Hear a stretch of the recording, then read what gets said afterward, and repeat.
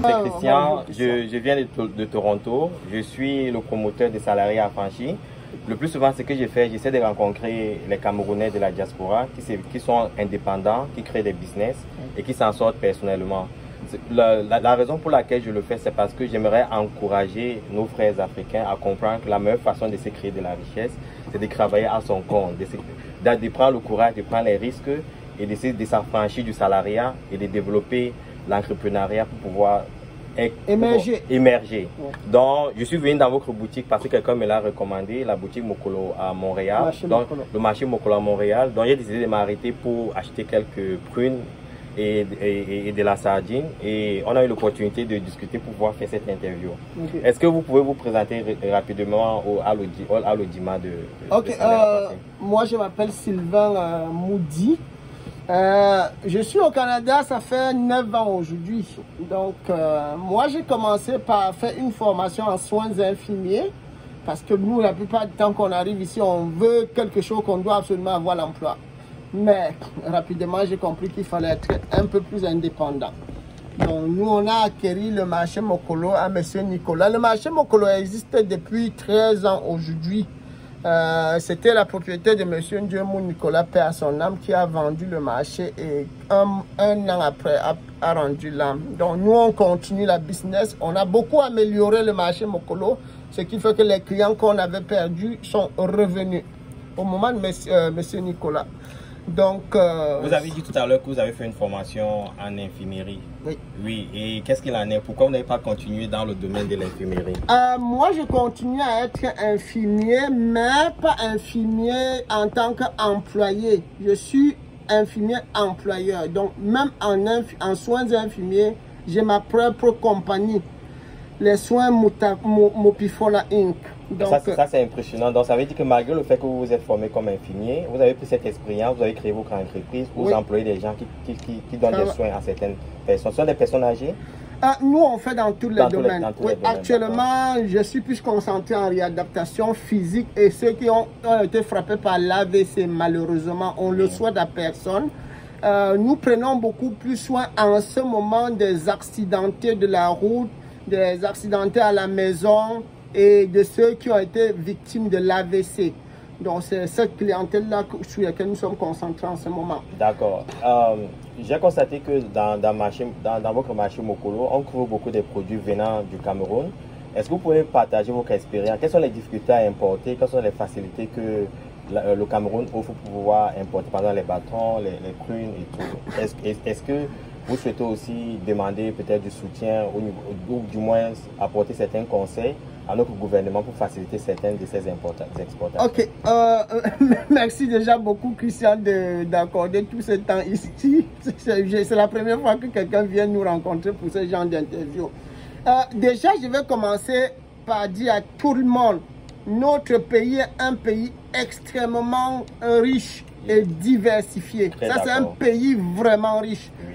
Mais la difficulté que nous avons au Cameroun, c'est que parfois ils ne veulent pas comprendre que l'exigence du Canada en termes d'alimentation, ce n'est pas la même exigence au Cameroun. Au Cameroun, il est difficile de trouver d'abord les fournisseurs qui doivent travailler avec vous pour respecter ce qui est la norme canadienne en termes de produits alimentaires. D'accord, je vais vous stopper un instant. Quand Sylvain parle de fournisseurs qui respectent les normes internationales pour pouvoir exporter, c'est une opportunité d'affaires. Donc, si vous êtes quelqu'un d'entrepreneur, il y a un besoin là. Ouvert à apprendre. Oui, c'est très important. Et si vous êtes ouvert à apprendre, à vous développer, donc vous pouvez juste comprendre quelles sont ces demandes, cette exigence qui permet à ce que ces produits peuvent être exportés au Canada. Parce que ce qui se passe, c'est que si certains produits africains ne respectent pas certaines normes internationales, ils sont rejetés au niveau des frontières canadiennes. Donc, il faut un minimum de requirements, de besoins pour pouvoir rencontrer ces normes-là pour que les produits puissent arriver au Canada. Donc, c'est une opportunité à un entrepreneur camerounais vivant au Cameroun de mettre ces normes en place. Ça va permettre à plusieurs entrepreneurs camerounais vivant au Canada ou vivant partout à l'étranger de pouvoir solliciter ces services-là. Donc, ça vous donne une opportunité de business accrue, un avantage compétitif par rapport à vos concurrents existants au Cameroun. Donc, en fait, Christian l'a bien dit, mais sauf que je vais ajouter à la suite de Christian que les normes internationales existent, mais à côté de ça, le Canada a un peu plus d'exigences par rapport à l'alimentation. Donc, quelqu'un qui, vous êtes au Cameroun, vous êtes exportateur, vous avez tous les papiers, vous respectez les normes camerounaises, vous pouvez exporter dans l'Union européenne, mais avec le Canada, il faut qu'on travaille un peu plus avec vous. Parce que si vous faites la même chose que vous envoyez dans l'Union européenne, pour certains produits, ça va être rejeté, ça n'entrera pas au Canada. Or, si je comprends bien les accords, la APE que le Cameroun a signé avec l'Union européenne, il y a certaines normes que le plus souvent certains exportateurs respectent. Oui. Mais malheureusement, dans ces normes-là, il y a certaines exigences canadiennes qui n'y sont pas représentées. Qui s'ajoutent. Ok, je comprends. Qui s'ajoutent, oui. Qui s'ajoutent vraiment. Donc, c'est un peu ça. Donc, si vous êtes au Cameroun entrepreneur en agroalimentaire, vous pouvez nous contacter. Nous, on est ouvert à travailler avec tout le monde. On ne veut pas savoir de quel coin du Cameroun vous venez, non. On veut quelqu'un qui nous fournit des bons produits, un produit qui va nous permettre de contrôler le marché canadien avec la qualité. Ça, c'est notre exigence. Je mettrai le contact de Marché Mokolo dans la vidéo tout à l'heure. Sylvain, ça, c'est un peu les difficultés qu'on rencontre. En termes parce qu'il y a souvent, par exemple, nous, les Africains ici, aiment beaucoup les prunes. Vous avez constaté que j'ai tout à l'heure quelqu'un appelé pour demander s'il y avait encore des prunes. Il reste un paquet. Il a en route, il a quel Il vient de Nouveau-Brunswick. De Nouveau-Brunswick pour venir acheter les prunes à Montréal. Donc, au niveau des produits, est-ce qu'il est facile de trouver des produits pour pouvoir... Par exemple, si on a besoin des bobolors, des prunes, des poissons, les maquereaux et tout ça, est-ce qu'il est facile de trouver des fournisseurs qui... Vous avez une liste de contacts qui vous permet d'avoir ces produits à la demande? Ok, nous, on fonctionne... Pour le départ, nous, on a fonctionné par référence. D'accord. Parce qu'il est difficile de tomber à Douala ou à Yaoundé, de te mettre au marché, dire je veux un fournisseur et trouver. Non. On nous réfère des gens, on ne peut pas travailler avec la personne. Évidemment. Les gens sont ouverts à prendre, c'est bon. La difficulté maintenant que nous avions avec l'apport des prunes, c'est on est au Cameroun, il fait chaud. En Europe, où il y a la correspondance, il fait chaud. Ça arrive au Canada, c'est l'été, il fait chaud.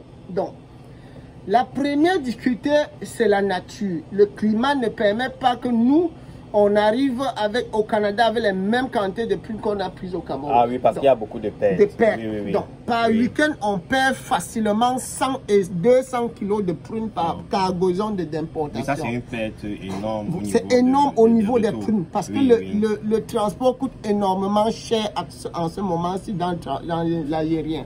Mais, comme je le dis, je suis au marché Mokolo.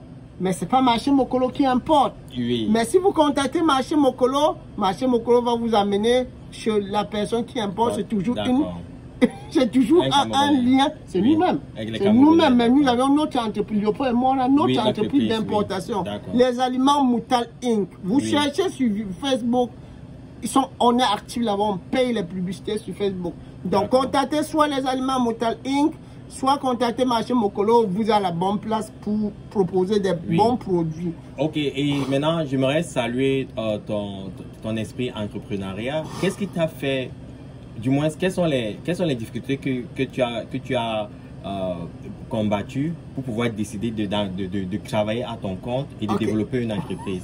Parce que beaucoup de jeunes se demandent comment je peux être, par exemple, créer une entreprise comme Marché Mokolo. Ok, je vais commencer par, c'est malheureux de le dire, mais nous les Africains en général, on n'aime pas prendre certains risques. C'est malheureux de le dire, mais c'est la réalité. Moi, j'étais assistant pendant 5 ans. Donc, après un chef d'unité d'un hôpital ou bien d'une unité à l'hôpital, c'est moi qui suivais. Je l'ai assumé pendant 5 ans, mais à un moment donné, j'ai fermé la porte, je me suis allé ailleurs. Donc, pourquoi? Parce que quand vous êtes employeur, la réalité doit nous rattraper. Nos enfants là, ils travaillent à Dollarama, ils travaillent à Canadian Tire, ils travaillent à McDo toute sa vie.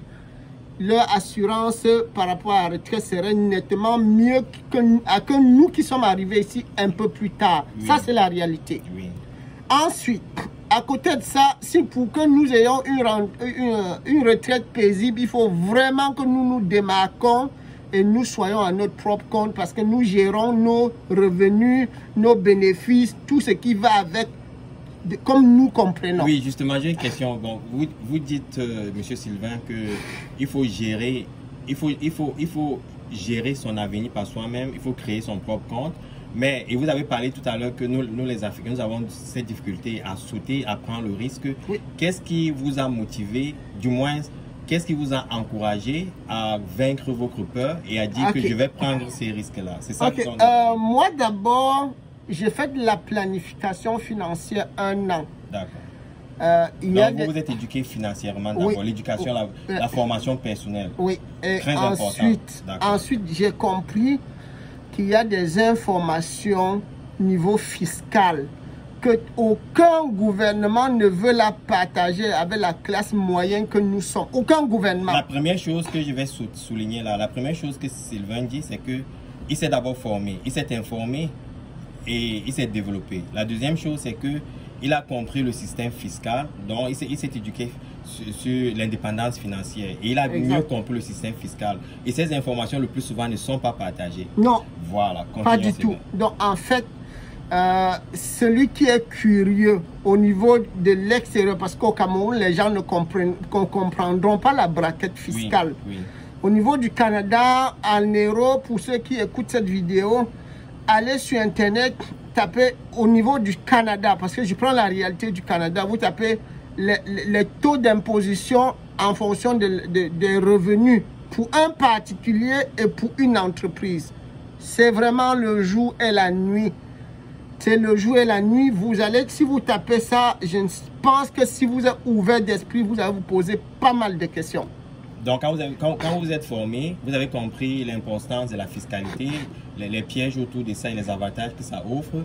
Comment vous êtes alors engagé à devenir entrepreneur? Ok, moi, en regardant tout ça, j'ai dit tout à l'heure, je suis infirmier de formation. Durant les 5 ans de mon exercice comme infirmier, je payais au gouvernement. Donc, le gouvernement me réclamait l'argent à chaque déclaration d'impôt parce que j'en faisais trop. Les temps supplémentaires volontaires, temps supplémentaires obligatoires, ça faisait monter mon revenu et j'étais obligé de payer chaque année au gouvernement. Donc, je retournais l'argent au gouvernement. Justement. Mais aujourd'hui, j'en reçois. Du gouvernement. Je reçois du gouvernement. Oui, parce que moi, je ne suis plus salarié, oui, mais je suis entrepreneur. Voilà les avantages qu'offre l'entrepreneuriat. Quand vous êtes entrepreneur, il y a certaines dépenses que vous pouvez déduire de vos bénéfices. Et souvent, vous payez beaucoup de taxes au cours de l'année. Et quand vous payez beaucoup de taxes, le gouvernement vous retourne cet excès de taxes que vous avez payé parce que vous avez effectué beaucoup de dépenses. Donc, c'est un peu ça que Sylvain une de certaines motivations. Des motivations. Merci, oui. Sylvain. Sylvain, j'ai une question maintenant. En ce qui concerne le Cameroun, vous m'avez parlé d'une association de bénévolat que vous avez créée pour pouvoir aider les orphelins parce qu'apparemment vous étiez orphelin, vous avez dit? Oui, c'est la réalité. Oui. Je pense que quelqu'un qui est passé, même que vous soyez n'importe où dans le monde entier, vous êtes conscient qu'il existe des orphelins. Mais sauf que la réalité de tous les orphelins du monde entier n'est pas la même chose. La réalité d'un orphelin au Cameroun, ce n'est pas la réalité d'un orphelin au Canada, en Europe, et partout et ailleurs. En Afrique, peut-être c'est la même réalité, mais dans d'autres continents, ça peut ne pas être la même réalité. Donc au Cameroun, particulièrement là où je soutiens les orphelins depuis que je suis à l'université, j'avais pas grand-chose, j'étais orphelin moi-même. Je faisais mes petites répétitions, mais j'avais 5-10 000, je partageais avec les gens que je sais qui n'en ont pas. Et on a créé une ONG au Cameroun, mais ça regardait plus les enfants dont les parents sont décédés du VIH malheureusement. Quel est le nom de votre ONG? L'Eurocidin. C'était l'Eurocidin basé à Tchang, où je faisais l'université. Mais aujourd'hui, j'ai pris une autre direction. L'Eurocidin existe, mais j'ai pris une autre direction pour soutenir les orphelins qui n'ont ni de papa ni de maman et qui sont dans le besoin. Parce que ces enfants parfois se retrouvent chez les tantes, chez les oncles et ça ne se passe pas toujours comme on a souhaité. Donc moi je leur soutiens à la rentrée scolaire, pendant les fêtes de décembre et aujourd'hui je suis engagé à construire l'orphelinat et regrouper tous ces enfants là-bas pour leur prendre en charge 12 mois par année. C'est ça mon objectif. Ça ne veut pas dire que je suis le plus riche du monde, que je vais partager ce que moi j'ai, mais le peu que moi je gagne, je partage avec ceux les nécessiteux. Ça va aider les enfants, soit à faire un peu de commerce, soit à s'éduquer, soit à se former de façon professionnelle. Oui. C'est ça les objectifs que moi je vise personnellement. Okay. Merci Sylvain. Et comment va voir le business alors? Comment le marché Mokolo? Vous avez assez de clients camerounais. C'est qu'à Montréal, la plus grande communauté camerounaise au Canada, comparé même à Toronto. Je suppose, comment ça se passe le business? Le business, ça va dépendre du moment. Moi, ce n'est pas seulement les clients camerounais que j'ai. Oui. J'ai les Congolais, j'ai les Nigérians, j'ai les Sénégalais, j'ai les Togolais qui viennent ici, j'ai les Ivoiriens qui sont constamment ici. Donc, c'est dit que marché Mokola est ouvert à tout, même les Québécois viennent ici. Il y a les Canadiens d'origine. Découvrir les mets, ce que le Cameroun offre en termes de plats. Oui.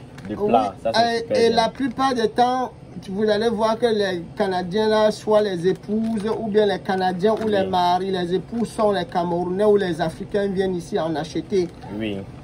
Donc, c'est un peu ça. Donc, au niveau business, je ne veux pas dire que c'est la plus facile chose qui existe. Aucun business n'est facile. C'est ça. Vous devez accorder vraiment beaucoup de temps. Beaucoup de temps. Et en ce moment, avec la Covid, c'est extrêmement difficile de s'approvisionner. Extrêmement difficile de s'approvisionner. Par avion, par voie maritime. Oui. C'est extrêmement difficile. La réalité actuelle, ça ne dépend de personne, c'est la condition mondiale. Merci Sylvain. Je sais que vous avez une cliente qui vient d'arriver. Elle pose une question sur les prunes. Est-ce que vous pouvez agresser sa question pour pouvoir continuer? Merci beaucoup. Bye bye. Bonne route. Bon Sylvain, nous allons conclure notre entretien. Est-ce que vous avez un dernier mot? Est-ce qu'il y a un message que vous voulez passer à la communauté? Ceux qui veulent entreprendre? Oui, à la communauté, là, ce que moi je peux dire, c'est que vraiment, il faut que nous sortons de notre peur pour se lancer en affaires. C'est ça, l'entrepreneuriat, c'est ce qui va nous aider le plus que notre salaire, que l'employeur nous donne 1/10 de notre effort. Donc l'employeur, là, il nous paye, quand vous êtes employé, on vous paye environ 1/10 de votre effort. Alors qu'en entrepreneuriat, tous les efforts, les 10 sur 10, là, c'est vous. Donc, moi, j'encourage fortement les gens à émerger dans les affaires. Vraiment, ça, c'est ce que moi, je peux dire. Merci, Sylvain. Merci aussi, beaucoup. Christian. Cet entretien n'était pas prévu. Je suis venu juste acheter mes bâtons, ma sardine et mes prunes. Et on a eu l'opportunité de discuter. Merci sincèrement pour votre disponibilité. Et merci vraiment d'encourager la jeunesse. Et aussi, merci de soutien que vous apportez aux orphelins au Cameroun. Je vous en prie. À la prochaine. C'est vraiment apprécié. Merci aussi de M. Christian. Merci.